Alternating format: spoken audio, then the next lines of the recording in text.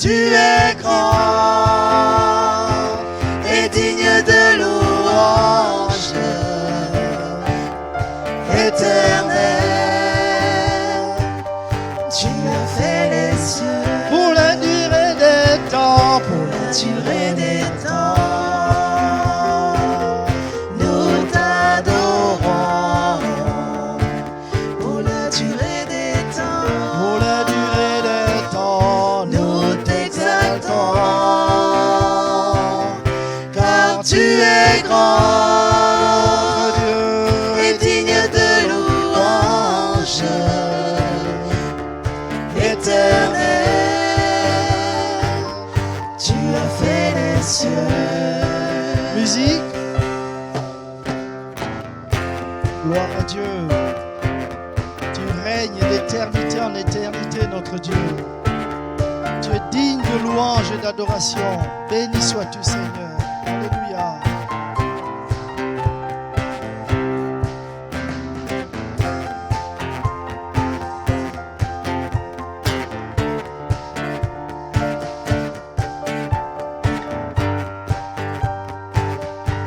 Pour la durée des temps. Pour la durée des temps, nous t'adorons. Pour la durée des temps, Pour la durée des temps, nous t'exaltons.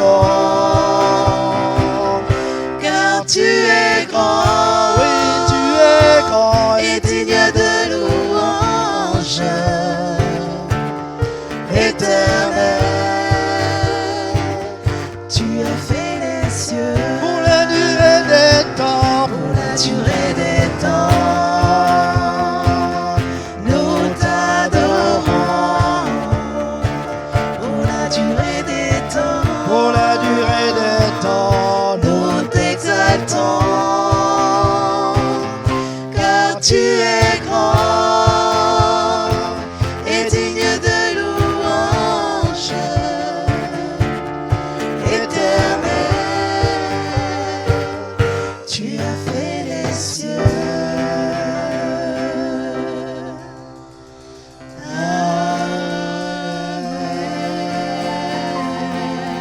Amen. il a fait les cieux, il a tout créé. Notre Dieu règne, il règne.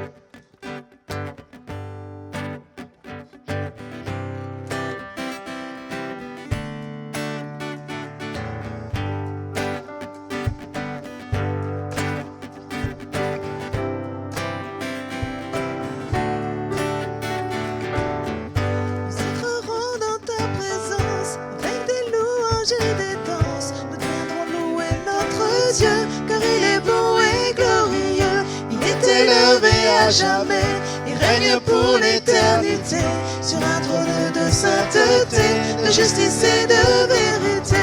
Oh, oh, oh, oh, yeah. Alléluia, Jésus-Christ est notre roi. Oh, oh, oh, oh, yeah. Alléluia, Jésus-Christ est notre roi. Que tous les peuples de la terre se réunissent autour du Père pour chanter sa fidélité et proclamer sa majesté. Et nous élèverons nos voix pour élever le roi des rois et adorer d'un même cœur Jésus-Christ notre Seigneur. Oh, oh, oh, oh, yeah. Alléluia, Jésus-Christ est notre roi. Oh, oh, oh, oh, yeah. Alléluia, Jésus-Christ est notre roi. Musique.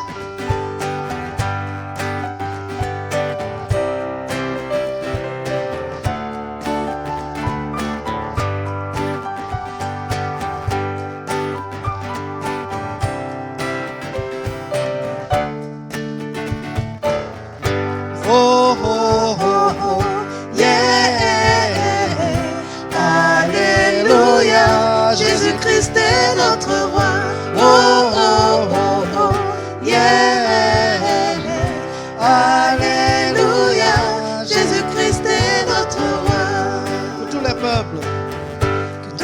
peuples de la terre se réunissent autour du Père pour chanter sa fidélité et proclamer sa majesté. Et nous élèverons nos voix pour honorer le roi des rois et adorer d'un même cœur Jésus-Christ notre Seigneur. Oh, oh, oh, oh, yeah. Alléluia. Jésus-Christ est notre roi. Oh, oh, oh, oh, yeah. Alléluia. Jésus-Christ est notre roi.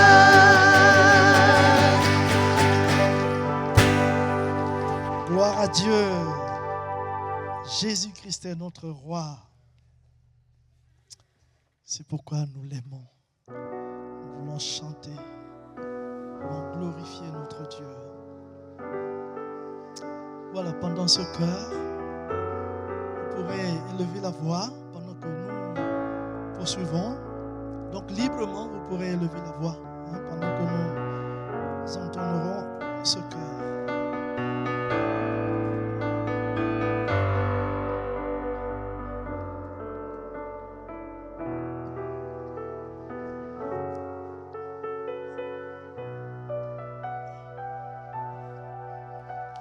Chante Alléluia, Seigneur. Chante Alléluia, Seigneur.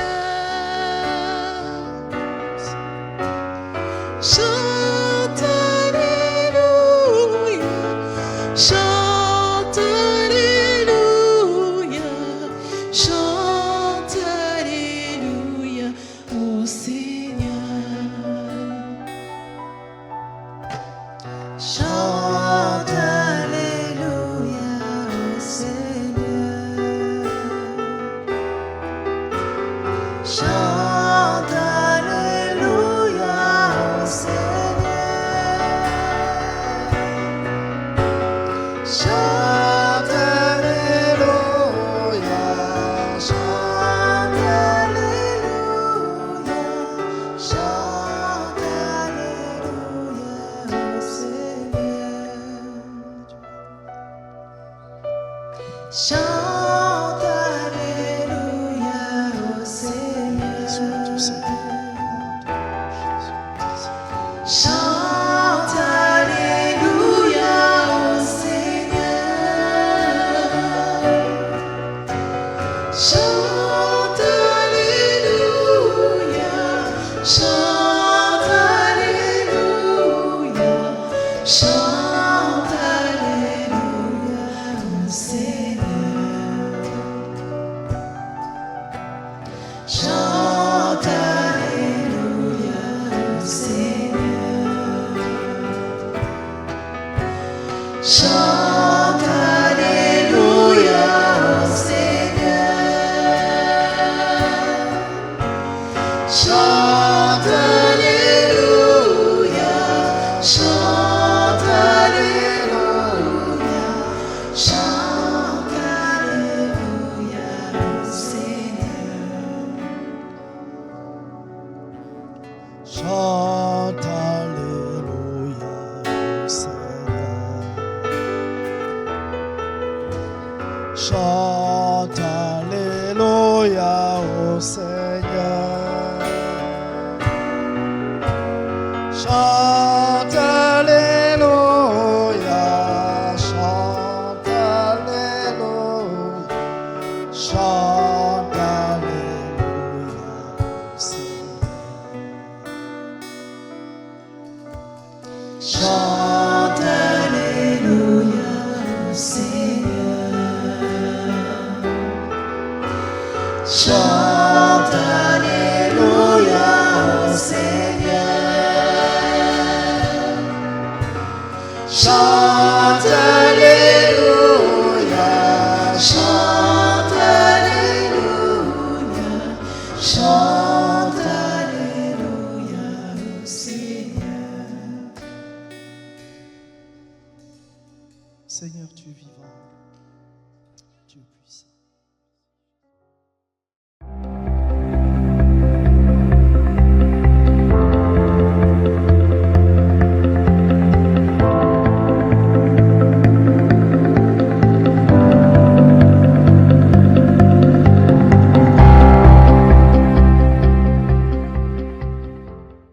Oui, le titre de ce message, c'est une question.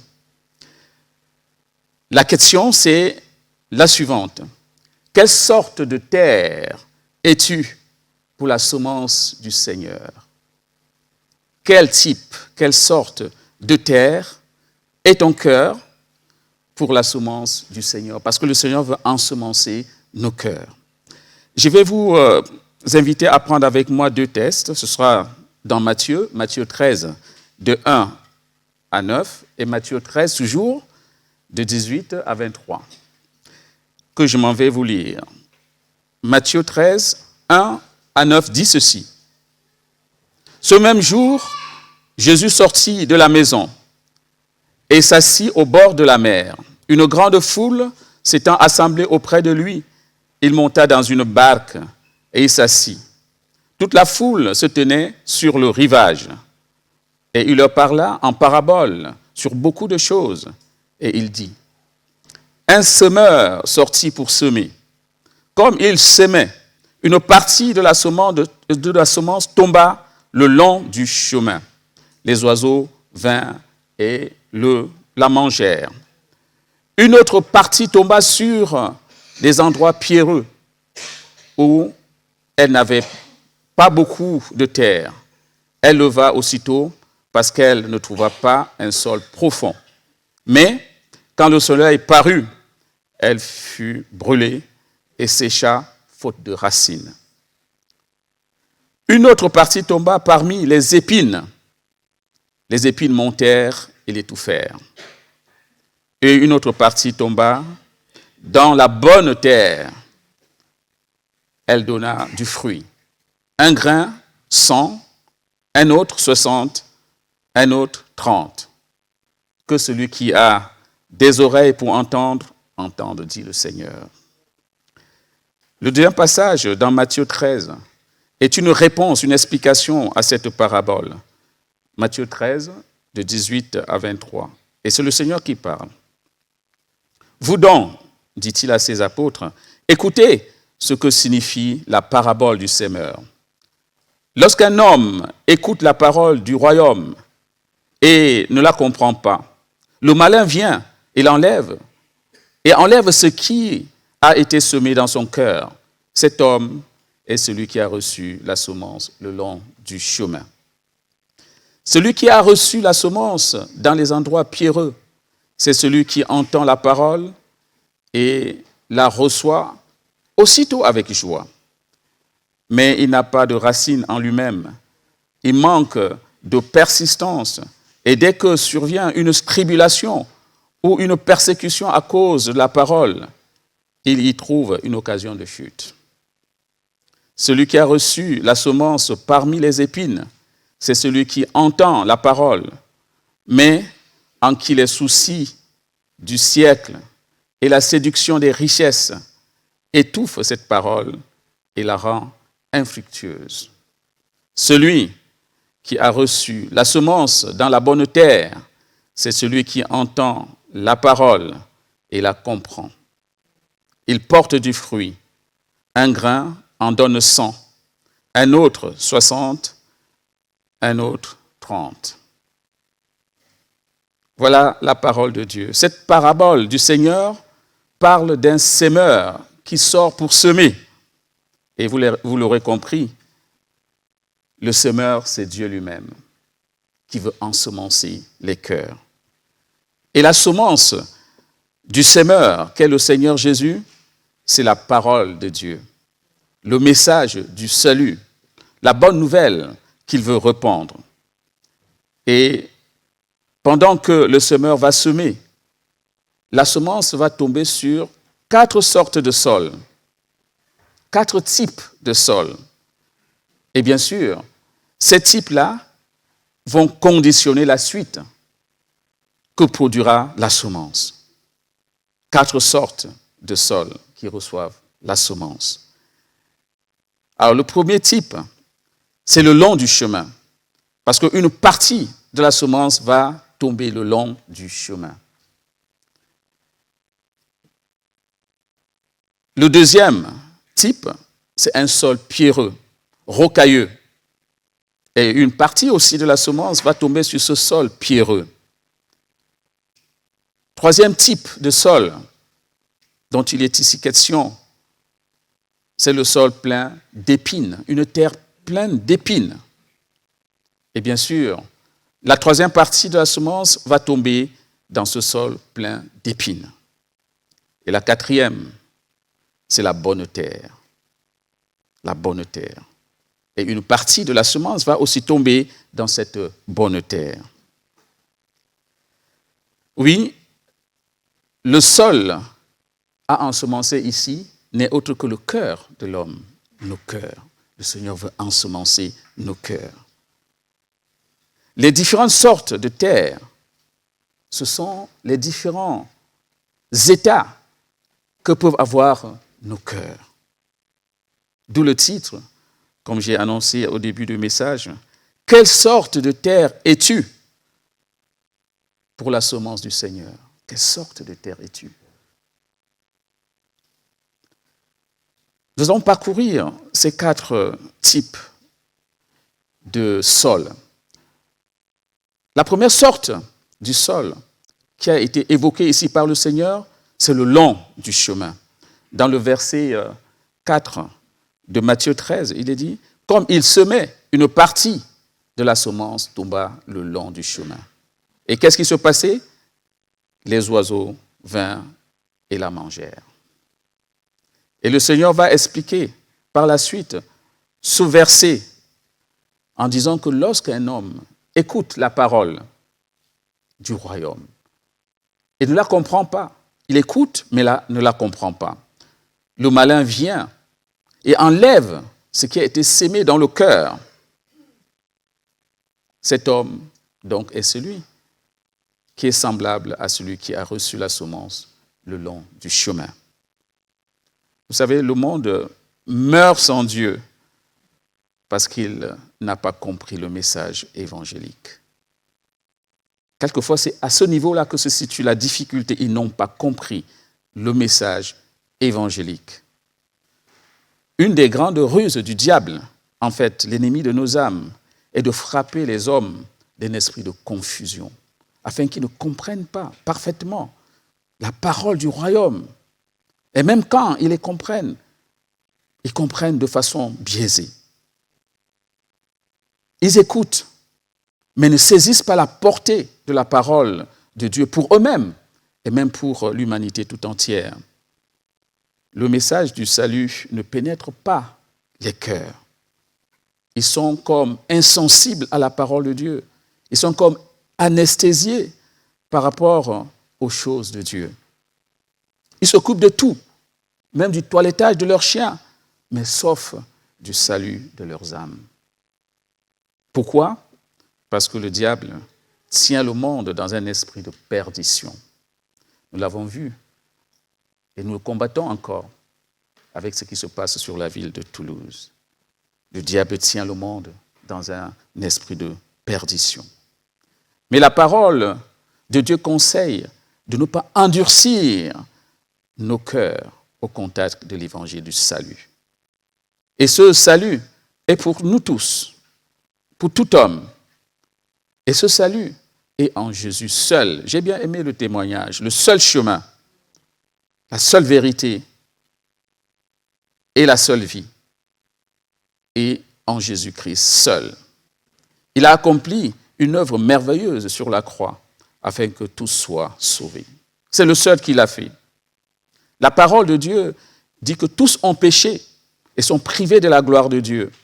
Et que le salaire du péché, c'est la mort, comme on dit Romains 6 au verset 23.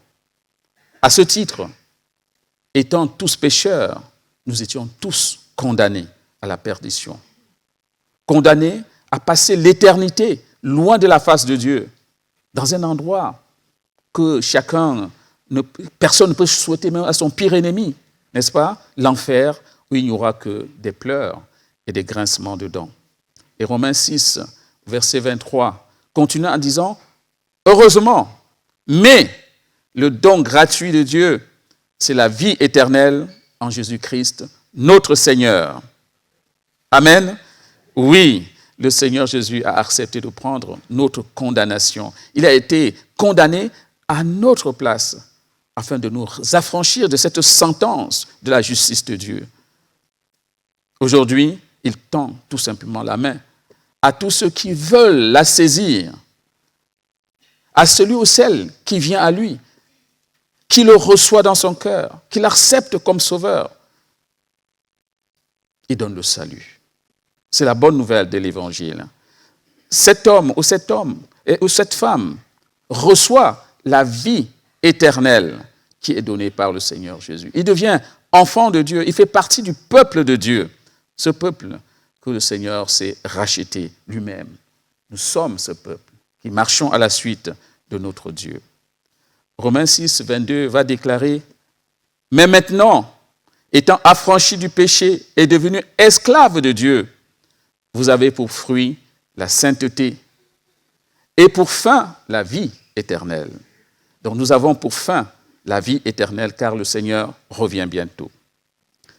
Le malin viendra brouiller complètement, c'est ce qu'il fait depuis la nuit des temps, il viendra brouiller l'entendement des hommes afin qu'ils ne comprennent pas cette parole du royaume.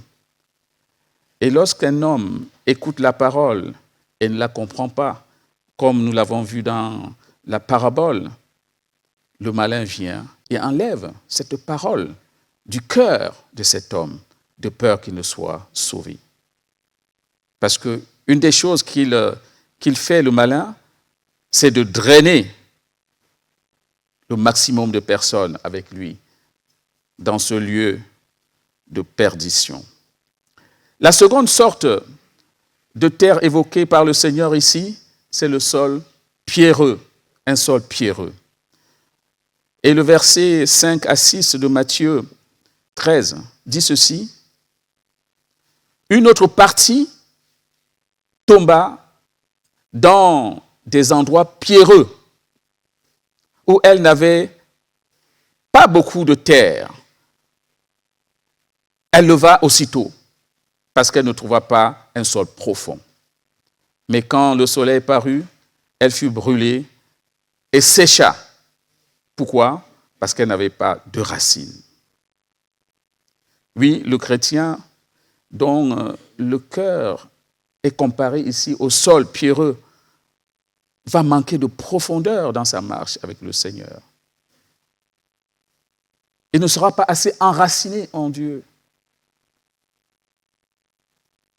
Il va manquer de connaissance. Il ne se tiendra pas assez sur la parole de Dieu.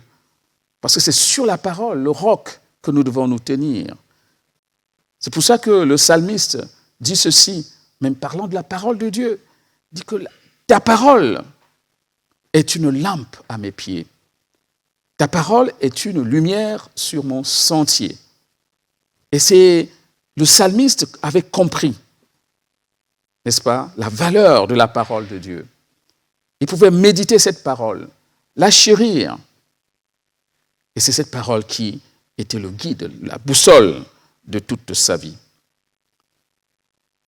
Ce chrétien qui est comparé à ce sol pierreux, c'est un chrétien léger, qui manque de fermeté dans la foi. Nous devons être fermes, ne pas céder à la compromission, marcher selon la volonté parfaite de notre Dieu. Ce chrétien aussi, c'est un chrétien qui chancelle, faute de profondeur solide sur Jésus. Le sol pierreux représente aussi un chrétien immature qui se laisse emporter par la moindre tempête qui survient dans sa vie. Un chrétien, le Seigneur nous appelle à la maturité spirituelle. Nous devons travailler pour avancer encore et encore.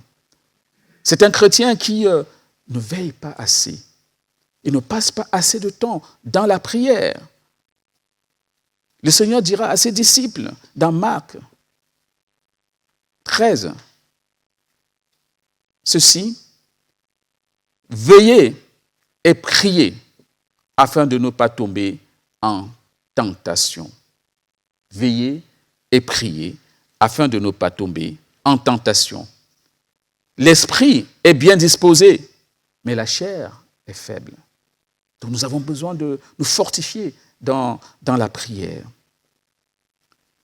Ce chrétien-là aussi, c'est un chrétien qui ne résiste pas aux tribulations et à la persécution.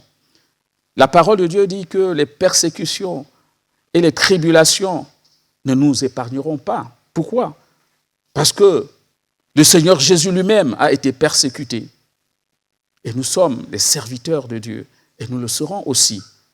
Le problème, en fait, ne sera pas les persécutions et les tribulations, parce que de toute façon, nous y passerons. Le problème viendra de la manière dont nous réagissons face à ces persécutions, face à ces tribulations. Nous devons résister afin que ces tribulations, afin que ces persécutions ne soient pas pour nous une occasion de chute. Pour cela, nous devons nous tenir tout simplement sur le roc qu'est le Seigneur Jésus. Car le Seigneur dit ceci dans Jean 16, 33. Vous aurez des tribulations, c'est le Seigneur lui-même qui parle. Vous aurez des tribulations dans le monde. Il ne faut pas que ça nous étonne. Mais, prenez courage, car j'ai vaincu le monde. Amen. Le Seigneur a vaincu le monde. Et nous rentrons dans la victoire du Seigneur Jésus. Le seul pierreux peut être aussi comparé à un chrétien qui n'a pas encore saisi pleinement, n'est-ce pas, la précieuse valeur du royaume des cieux, qui est encore à la recherche après avoir trouvé le royaume des cieux. Oui, parce que le royaume de Dieu est comparé à un trésor d'un très grand prix. Et Matthieu 13, 44 dit ceci, « Le royaume des cieux est encore semblable à un trésor caché dans un champ. Lorsqu'il l'a trouvé, le cache, et dans sa joie, il va vendre tout ce qu'il a et achète ce champ. » Vous voyez, il vend tout ce qu'il a pour acheter ce champ. C'est une métaphore. Ça veut dire en fait que quand nous avons trouvé le royaume des cieux, la recherche est finie. La recherche est finie. Ça veut dire que nous rentrons tout simplement dans notre destination finale.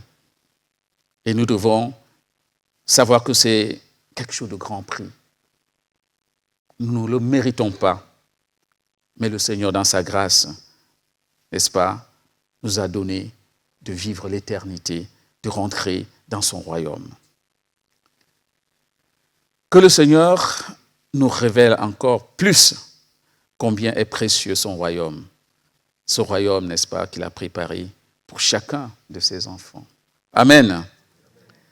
Troisième sorte de terre qui est mentionnée ici, c'est un sol plein d'épines. Plein d'épines. Dans le verset 7 de Matthieu 13, il est ici.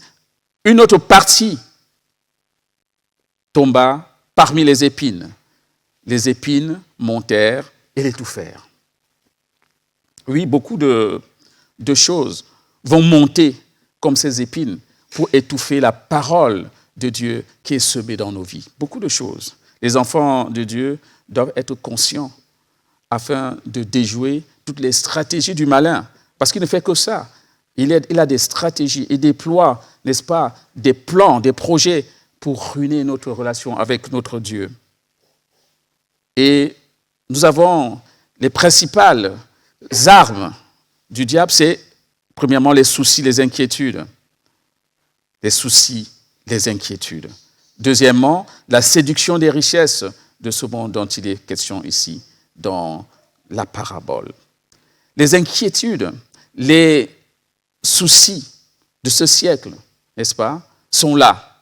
Notre monde est exposé de plus en plus, n'est-ce pas, à la dureté de la vie. La dureté de la vie. C'est dur la vie quelquefois, n'est-ce pas? Mais le diable, n'est-ce pas, quelquefois amplifie cette dureté. Les femmes et les hommes font face aux incertitudes, n'est-ce pas, dans plusieurs domaines de leur vie. Aux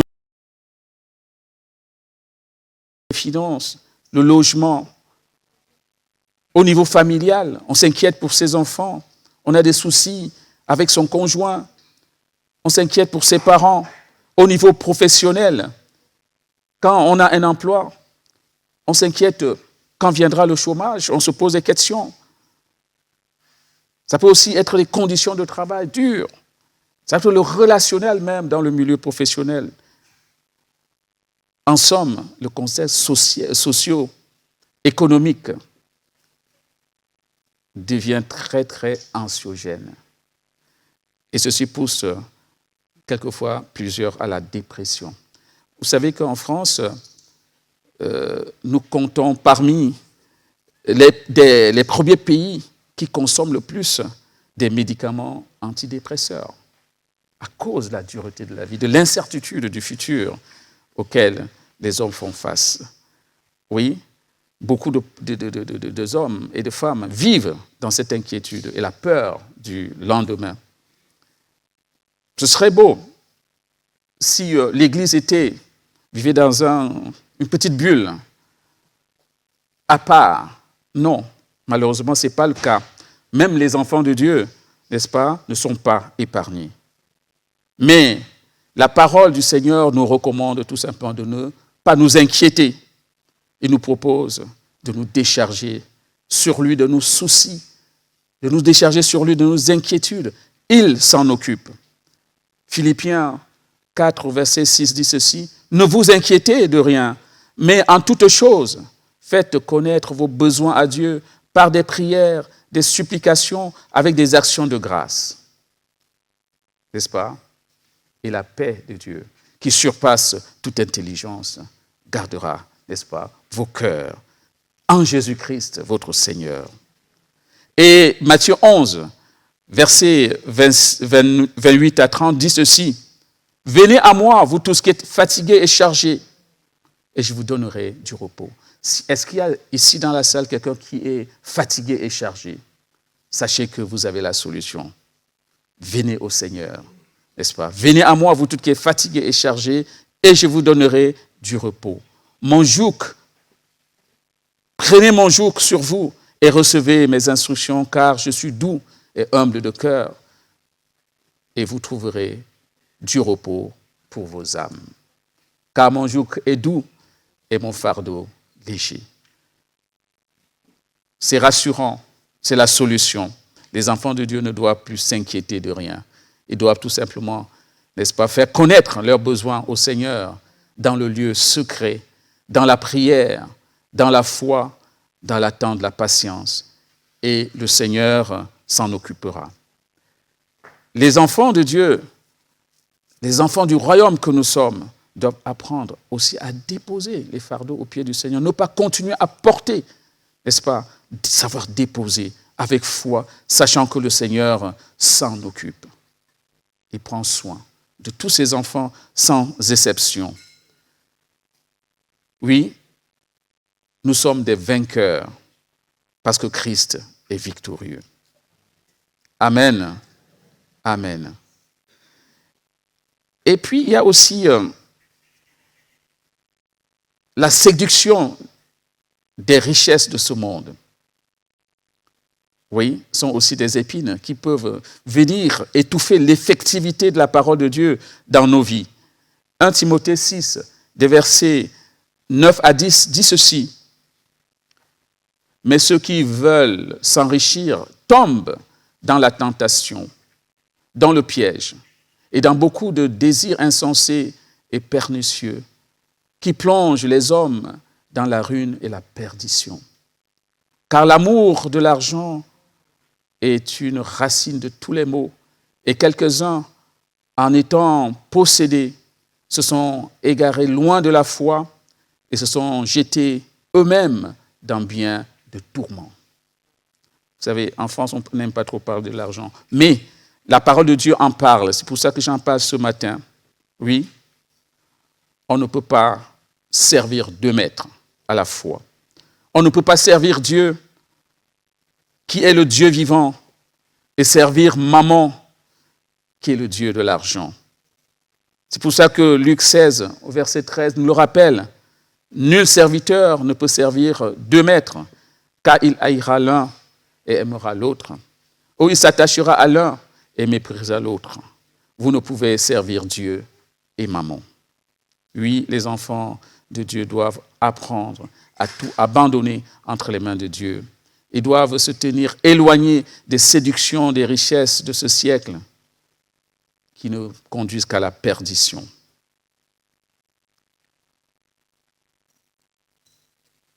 Quatrième sorte de sol mentionné ici par le Seigneur, c'est le type de sol que j'aime beaucoup, c'est la bonne terre. La bonne terre. Alors, que dit le verset 8 de Matthieu 13 ? C'est une autre partie tomba dans la bonne terre. Et qu'est-ce qui se passa ? Elle donna du fruit. Un grain en donna 100. Un autre grain en donna 60. Et un autre grain en donna 30. La multiplication qui porte des fruits. Oui, tous les enfants de Dieu sont appelés à être de la bonne terre, qui reçoit la bonne semence de la parole de Dieu. C'est une terre qui honore le Seigneur. Nous devons aspirer tous à cette terre. Et il y a au moins 6 choses qui caractérisent les chrétiens, et même 7, qui caractérisent les chrétiens, les enfants de Dieu, qui ont reçu la semence dans la bonne terre. Premièrement, ils ont un bon témoignage dans l'Église du Seigneur. Ils sont des modèles pour des frères et des sœurs. C'est pour ça que Paul pouvait dire à Timothée, dans Timothée 1, 4 au verset 12, que personne, parlant de la jeunesse, on parle beaucoup de jeunesse maintenant, voilà, les témoignants en ont parlé, et Paul ici en parle, que personne ne méprise ta jeunesse, mais sois un modèle pour les fidèles, en parole, en conduite, en charité, en foi et en pureté. Le bon témoignage. La deuxième caractéristique de ceux qui ont reçu la semence sur la bonne terre, c'est que ce sont des enfants de Dieu, n'est-ce pas, qui remplissent bien leur ministère. Et l'apôtre Paul dira aussi à Timothée, dans 2 Timothée 4, verset 5, ceci, « Mais toi, sois sobre en toutes choses, supporte les souffrances, fais l'œuvre d'un évangéliste, remplis bien ton ministère. As-tu reçu un ministère de la part de Dieu ? Remplis-le bien comme le Seigneur l'appelle. » Oui, chaque enfant de Dieu doit s'appliquer, n'est-ce pas, dans ce à quoi il a été appelé, dans la maison de Dieu. Il doit mettre les dons qu'il a reçus, n'est-ce pas, à l'édification de l'Église du Seigneur. Troisième caractéristique, ces enfants de Dieu portent du fruit, et le fruit de l'esprit. Dans Galates 5, c'est cité ici, 5, verset 22. Le fruit de l'esprit, c'est l'amour. Ce sont des personnes qui sont pleines d'amour. C'est la joie. Ils sont joyeux. C'est la paix. Ils sont paisibles et recherchent la paix avec tous. C'est la patience avec le Seigneur, avec d'autres frères. C'est la bonté, prêt au service. C'est la bénignité. C'est la fidélité quand ils disent oui, c'est oui. Quand ils disent non, c'est non. Pas entre les deux. Ils sont fidèles au Seigneur aussi. Quatrième caractéristique de ces enfants de Dieu, ils marchent dans la sanctification. Et la parole de Dieu déclare que nul ne peut voir Dieu s'il marche dans la sanctification. Comme l'apôtre Paul, ils traitent durement leur corps. Il les tient assujettis. Ils soumettent leur corps à la volonté de Dieu.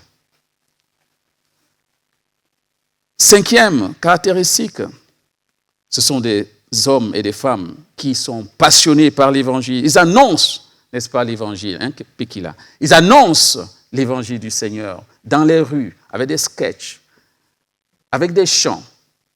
Ils organisent Let It Shine. Ils annoncent la parole de Dieu. Ils savent que c'est quelque chose de primordial. C'est pour ça que le Seigneur Jésus est venu sur cette terre. C'est pour arracher les âmes de l'enfer et les faire rentrer dans le royaume de son Père. Sixième caractéristiques, ce sont des enfants de Dieu qui vont de progrès en progrès avec le Seigneur. Ils aspirent encore et encore à la croissance spirituelle. C'est pour ça que Paul encore dira à Timothée dans 1 Timothée 4, verset 15, « Occupe-toi de ces choses, donne-toi tout entier à elles, afin que tes progrès soient évidents pour tous. » Aller de progrès en progrès avec le Seigneur. Et j'ai dit qu'il y en avait 7. Le 7e aussi, c'est ces hommes et ces femmes qui ont reçu la parole de Dieu dans la bonne terre. Ce sont des hommes qui se laissent façonner par le Seigneur. Quelquefois, c'est dur, n'est-ce pas? C'est comme le potier qui pétrit, vous serez pétris, mais laissez-vous façonner par le Seigneur. Laissez-vous labourer le cœur par le Seigneur. C'est pour ça que le psalmiste pouvait dire « Sonde-moi, ô Dieu, et connais mon cœur. Éprouve-moi et connais mes pensées. Regarde si je suis sur une mauvaise voie et conduis-moi vers la voie de l'éternité. » C'est ça la destination, la voie de l'éternité. Oui, pour conclure, le Seigneur veut ensemencer les cœurs par la parole de vie. Cette parole peut rencontrer 4 types de sols. Un sol qui est le long du chemin, un sol qui est pierreux, un sol plein d'épines ou la bonne terre, le bon sol. Mais la question qui se pose ce matin, cette question, la réponse n'est pas linéaire. Ça peut être dans plusieurs domaines de la vie. Mais quel type de sol es-tu? Quel type de sol es-tu? Le Seigneur nous recommande d'être des bonnes terres afin de recevoir la semence de la parole et porter des fruits en abondance. Car c'est à cela que nous avons été appelés. Soyez bénis.